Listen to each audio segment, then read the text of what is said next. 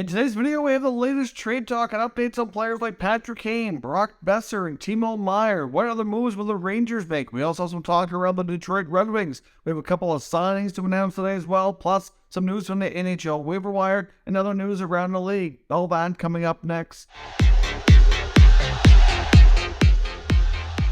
So welcome back to another video here at Top Shelf Hockey. As I mentioned, we have a variety of NHL news and some trade rumors to take a look at here today. Before we jump into the news, I just want to quickly announce as well that we do have a Top Shelf Hockey merchandise sale going on. So all of our t-shirts, like these right here, as well as these hoodies, they're all going to be 25% off starting today, running for the next 10 days. So I will give you a promo code, which is TSH25. for 25% off any Top Shelf Hockey merchandise. So not just what you see here, anything down below into the store. You can use that promo code for the next 10 days and receive 25% off your total purchase. Of course, any sales do help the channel. So anything that you purchase, certainly well appreciated here to help the channel grow. Now, on to today's news. As I mentioned, we have a lot to cover here. Let's start with news from the NHL waiver wire. We knew that there was a defenseman from the New York Rangers, Libor Hayek, on waivers yesterday. He did, in fact, clear. A little bit surprised. I thought he might be claimed, but at the same time, not shocked that he went through. Sometimes this might make things easier for a trade because he's already cleared waivers, which means that if the Rangers decide to move him to another team, they don't have to put him up into the NHL right away. They can put him into minors, and he'll be good for the next 30 days. Or if he gets called up, he can be up there for 30 days, I should say. So at the end of the day, it might help facilitate a deal. The American Hockey League team for the Rangers, I think, has 7 or 8 games on their schedule before the NHL trade deadline. So if he plays well between that and clearing waivers, it very well could kind of open things up to maybe facilitate a move, because it certainly appears as though he's not in the Rangers' long-term plans, and it's probably best for him to move on. There's also a player from the Flyers on waivers for unconditional waivers for contract termination. That also, no surprising there, he also cleared. And Kiefer Bellows from the Flyers was put on regular waivers here today. So, of course, that's for the purpose of being demoted to the American Hockey League. We'll find out at 2 o'clock Eastern time tomorrow if he clears or if he gets claimed. Bellows is a strange situation. I really thought he was going to have a high probability of being a solo NHL player. Got stuck in the Islanders organization for a long time. Never really, capitalized on opportunities. Get to Philadelphia, and he hasn't really capitalized on things there either. So, unfortunately, it's looking like his long-term NHL career is probably not going to be overly great, and his the ability to stick around is probably not going to be too long if things don't change. But consider how long he's been in the prospect category. Time is running out for Kiefer Bellows to get his career on track. We do have a couple signings today as well. First up, the Montreal Canadiens announced today that they've signed young defenseman Jordan Harris to a 2-year contract extension. Of course, he was coming out of his ELC because he was a little bit older when he signed it. He only had a 2-year entry-level deal, so he's already getting to the point of being an RFA this summer if he wouldn't have signed.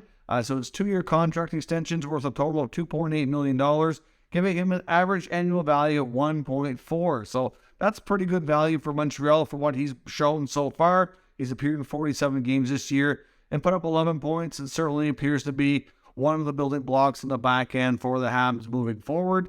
The Florida Panthers today also announced the signing of defenseman Joshua Hura. He gets a 1-year contract extension at $925,000. That's a bit of a raise for him, making $750 now. Of course, he was a waiver claim pickup earlier, and it's fit in nicely there with the Florida Panthers. Also gives the Panthers a chance to keep him around, give him a little bit of a raise, but at the same time, not going to be long-term. Well, they kind of sort out some other members of their decor. There's some other question marks on, some potential other signings that need to take place or long-term. Who's going to slot where and make what for money. So it buys them some time to figure that out, but yet keep them on the roster. A few other NHL news and notes from around the league. We saw last night Bo Horvat and Anthony Beauvillier swap for each other, of course, in a recent trade, amongst other pieces, of course, going to Vancouver as well. But those two teams were playing each other for the first time, so neither player had to wait long to play against their former friends and teammates. Bo Horvat, of course, scored a goal for the Islanders. Anthony Beauvillier also scored a goal for the Vancouver Canucks, so they both got that out of the way early, except Beauvillier's goal ended up being the game winner for the Canucks. The Islanders had that game sort of wrapped up in a sense, but the Canucks came back with a late comeback, including 2 goals from Elias Pettersson. and Beauvillier to come back and take a 6-5 victory. So that's certainly not good for the Islanders. I mean, Horvat's fit in nicely with Barzal. They've had good chemistry early, which has been good. The fans are obviously loving Horvat. There's been some nice Horvat chants in the crowd. But if they're going to make a serious run for the playoffs, they can't be losing games against teams like Vancouver, who are further down in the standings. It's just something that they have to win, and they didn't get that done. So certainly a few issues kind of creeping back into their game. And from Vancouver's standpoint, I almost think they would rather, move down in the standings. You can't tell players to lose, though. That's just not how it goes. They're built up. They have a competitive spirit and want to win, so don't blame them for sure, especially against their old teammate and forward captain, Bo Horvat. But certainly a pretty good game, though, all around. Not often you see the Islanders in a high-scoring affair like that. Potential bad news in Vegas last night. Goalie Logan Thompson went down with an injury. Had to be helped off the ice. Didn't look good. We don't know the full extent of it as of yet. He's expected to do an MRI sometime today. We'll probably know in the next day or two what the longer-term outlook is for his return. It's going to be some sort of a lower body injury by the looks of it. Obviously, Eden Hill has been okay for the Golden Knights as well. So between the two, they've certainly held down the fort for them between the pipes this year with no Robin Leonard. A lot of question marks around that position, but if he's going to be out for any length of time, that, could be an issue on him. The Ottawa Senators tonight plays goalie Cam Talbot on injured reserve. Of course, he was hurt prior to the All-Star break and he's going to need a little bit more time. So they've officially recalled Matt Sogard to come up and back up Anton Forsberg. Wouldn't be surprised at some point if Sogard gets a game in there. Ridley Gregg's also been recalled, who's been basically playing their number 2 center spot after the Josh Norris injury and surgery to put him out for the season. He's been a nice fit there between DeBrincat and Giroux, and went down to the American Hockey League during the All-Star break, but has been recalled and is expected to resume his spot there in the lineup. We also got a note here from the NHL player safety. Tampa Bay defenseman Ian Cole has been fined $5,000, which is the maximum allowable by the CBA for a knee, which took place last night against the Colorado Avalanche and forward Andrew Cogliano. Cogliano did go off the ice and looked to be pretty banged up, so we'll have to wait word on his condition and his status. I'm not sure exactly what his condition is right now, but Cole gets fined for that vicious knee. In another situation, not an NHL player, but an interesting NHL prospect, a former first-round pick in 2021, and that's Nashville Predators prospect Zachary Leroux, who plays for the Halifax Mooseheads in the QMJHL. Leroux is obviously quite a character in the sense that he's had some issues with discipline. He's been suspended, I think, 7 or 8 times in the past 2 years, and he's been better lately, but he did have a situation that was caught on film in a game against Gatineau, against the Gatineau Olympiques team the other night. There is video footage showing that as he was going off the ice at the end of the game, he came into some sort of, looks like a verbal altercation with a fan, and he stuck his stick through the glass partition, and it looks like the allegation is that he speared a fan. I don't know that you can clearly see from the video that he speared somebody, but it is quite possible given how his stick goes through and you can see him kind of putting some force behind it. So it makes sense. I believe it's as a teenage fan. I can't remember the full details, but the QMJHL has launched an investigation and for right now has suspended him indefinitely. So that's certainly not good for the Halifax Mooseheads, not good for the young player's development and for him himself, be able to control his temper like that. And obviously the Predators, I'm sure, are concerned too. Obviously he's a pretty good hockey player when he can keep himself out of trouble and on the ice and, out of the penalty box and out of the suspension issues. But it's still another issue here for the young prospect. I don't know. I'm sure lots of concern. Be interested to see what the follow-up here is and what kind of long-term discipline he ends up facing. Now, on to the trade section of the video here for today. I want to start first with the New York Rangers comments from Patrick Kane today. Of course, we know the Rangers made a huge trade yesterday, picking up sniper Vladimir Tarasenko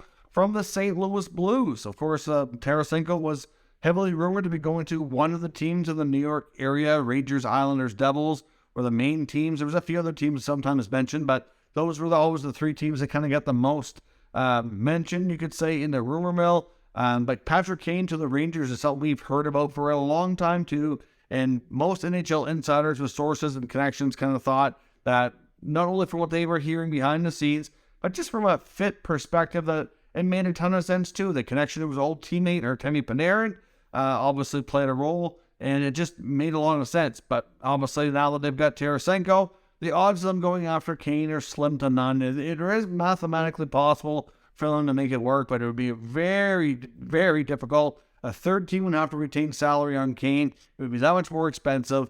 Plus, we heard speculation from Elliot Friedman that the Rangers had concern over Kane's health and his hip issue that he was dealing with before. But Patrick Kane basically said that he wasn't overly thrilled, and he did admit publicly that the New York Rangers were a team that he had on his radar should he end up getting traded this year by the NHL trade deadline.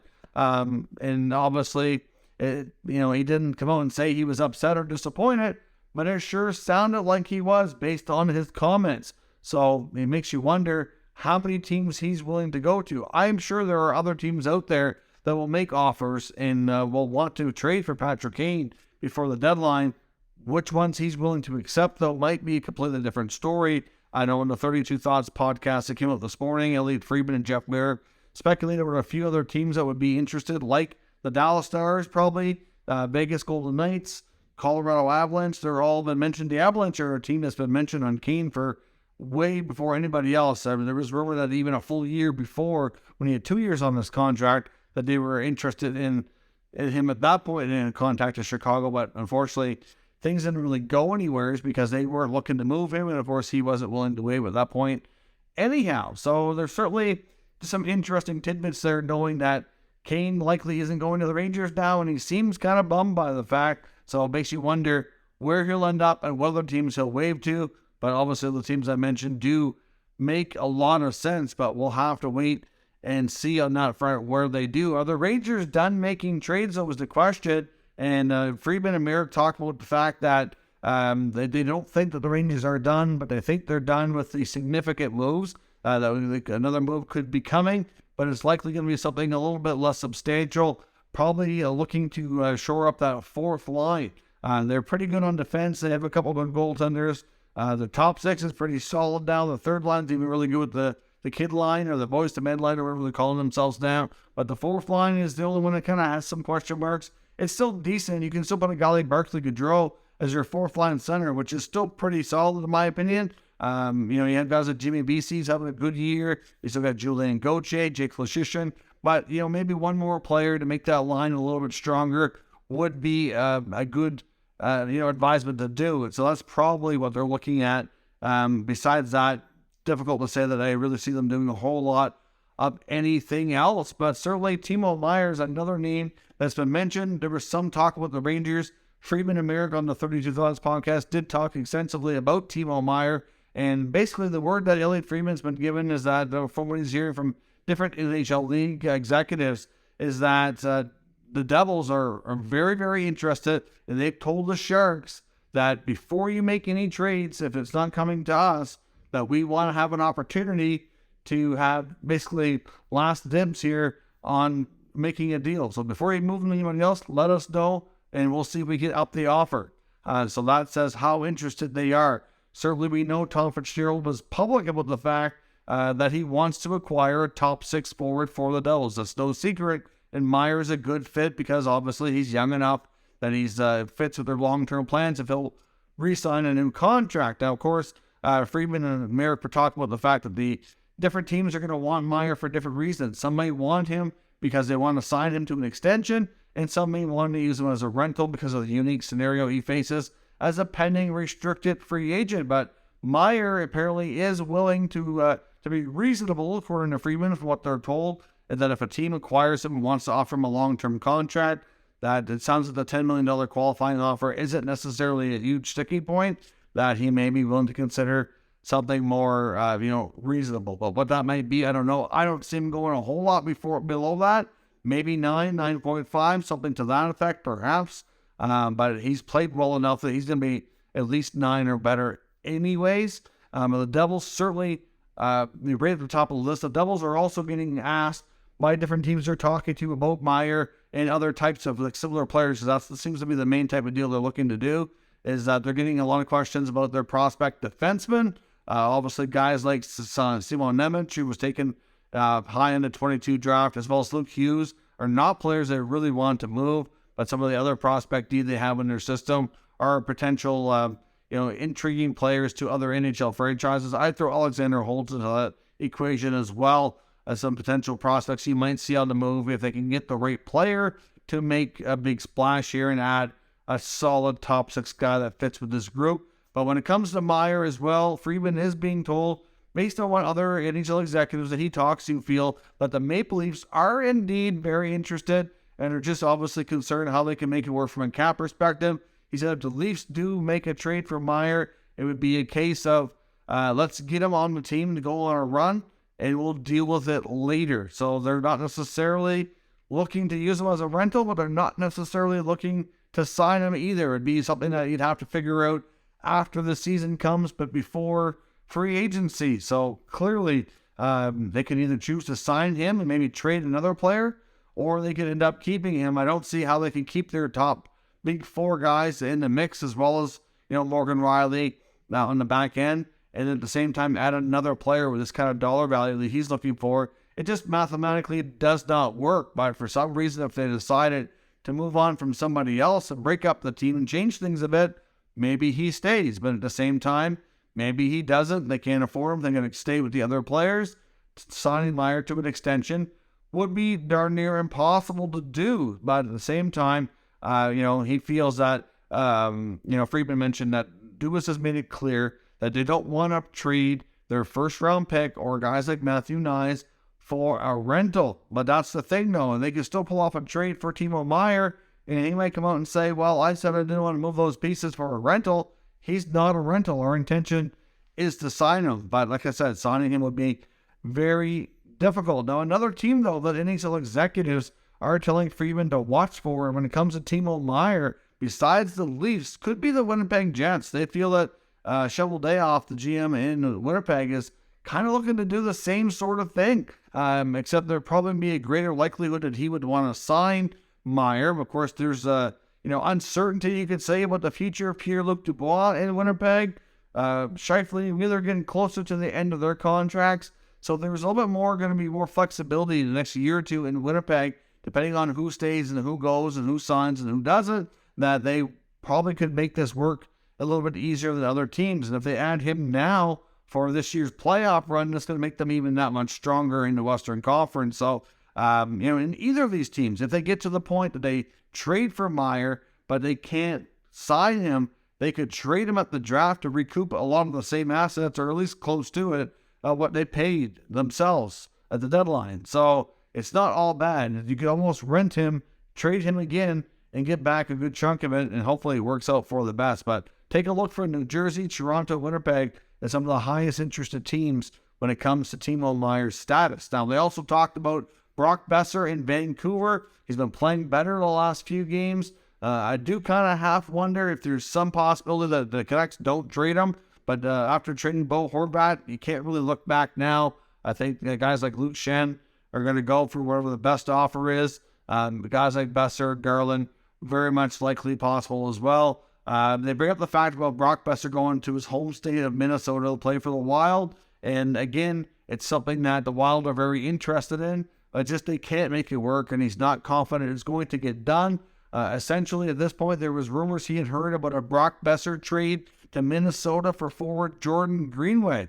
The Greenway would go the other way as a player who's, you could kind of say, sort of in the same boat, looking to expand his game and do better, but at the same time would have to go to Vancouver to offset money-wise, so Minnesota would have an easier time trying to fit the contract in. But even with that, it would still be a challenge. It would be very difficult for the Wild to do. But if they can figure out moving some money or getting the Canucks to retain some or something, Minnesota certainly still seems like they're one of the more likely landing spots for Boeser. It's just incredibly difficult for them to figure out the deal from a financial perspective. And until they do, it seems less likely that the Wild are going to get it figured out. But we'll see. It would have to be Greenway and likely something else to make the money work. And Vancouver might have to retain on top of that, which they may not want to do depending on that kind of trade offer. The other team I want to touch on as well is the Detroit Red Wings. The Red Wings, again, are getting a lot of calls on Tyler Bertuzzi, who's an unrestricted free agent. NHL insiders are reporting that there's no word on contract extension talks. So right now, it sure seems like it's possible Steve Yzerman may trade the winger ahead of the deadline. But then again, if he continues to come in closer to the deadline and maybe with some offers, maybe it's remotely possible that he stays. You got to wonder about Dylan Larkin as well. I don't want to go out there and say I think he's going to be traded, but it just seems, really close here that the deadline's not far away and there's not much action on Larkin. It's rumored that Larkin wants over $9 million on a new deal, or $9 or a little bit better. And right now it seems like Steve Yzerman is unwilling to do that. So we'll see if things change. But Bertuzzi right now, no real clear-cut decision on Detroit's part if they're going to move him or not. But the interest is growing. I think there's about 4 or 5 teams that were reportedly showing interest. So depending on what that interest, if it picks up and what kind of offers are there, it's possible he could be moved. And the Boston Bruins, according to the fourthperiod.com, are also a team that's showing interest in the Habs defenseman Joel Edmundson. Now, we've heard different rumors about the Boston Bruins and adding on the blue line. They're one of the teams that's been mentioned in the Jacob Chychrun sweepstakes. Of course, Chychrun's another defenseman that's likely going to get traded sometime soon, whatever that may be, because that's another one that's been dragging on, it seems like, here forever. But if Boston doesn't go down the route of Chychrun, they might go more of a depth piece, somebody who can play top 4, maybe top 6 minutes. And Edmundson's one of those guys, uses some size, some strength and experience on the left side. There's really another player in Montreal like Josh Anderson that's been reportedly getting a lot of phone calls, a lot of interest, but the Habs are not real keen on trading, especially within a division. They may have to pay a premium to get him, but at the same time, I don't know. I've also seen reports that Edmundson didn't really want to leave Montreal, but at the same time, based on his contract, he doesn't have any ability to waive or stop any trades. So if they make a move, they make a move. It's just that simple. But Boston, to me, I don't know if Chychrun's really what they're looking for, what they need. I don't know if they have the assets to pull that off, to be completely honest.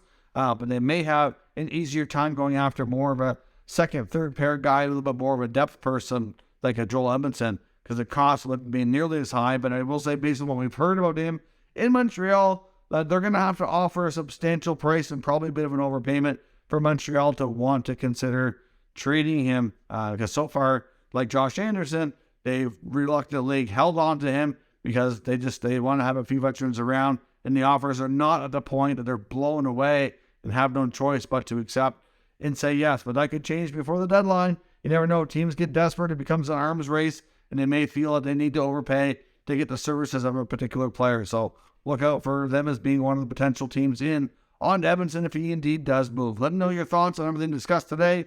Down in the comments, we'll discuss further. If you're new to the channel, of course, make sure you subscribe and stick around. We'll keep you up to date with all the latest news, rumors, and analysis of all 32 NHL teams. Thank you for watching, and I'll catch you next time.